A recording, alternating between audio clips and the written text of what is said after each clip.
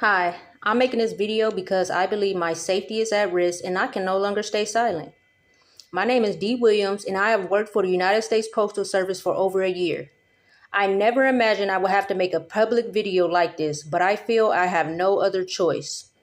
Since I started working at the USPS, I have experienced what I believe have been ongoing racial discrimination, bullying, harassment, and disrespect from multiple managers.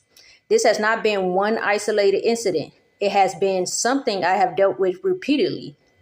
Because of what I'm experiencing, I began documenting everything. I have kept a written log, saved text messages, identified witnesses, and preserved evidence of incidents that I believe support my claims.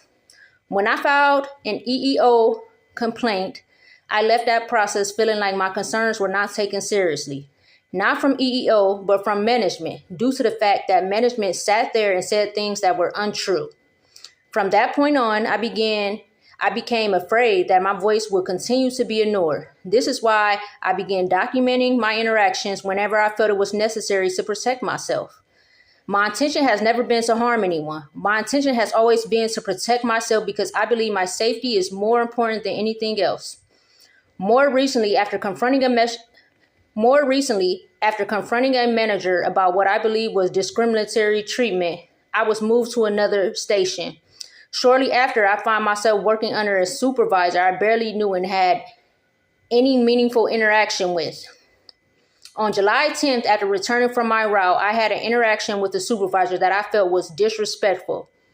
After months of feeling mistreated, I finally stood up for myself and we exchanged words.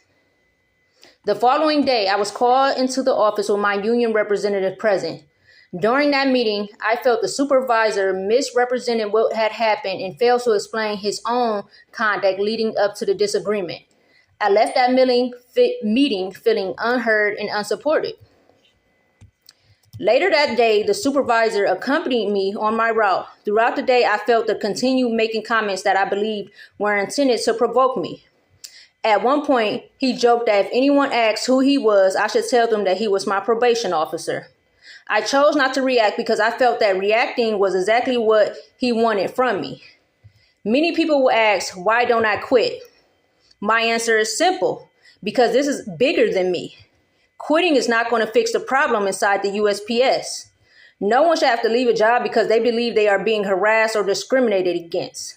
If I walk away without speaking up, the next employee will face the same treatment.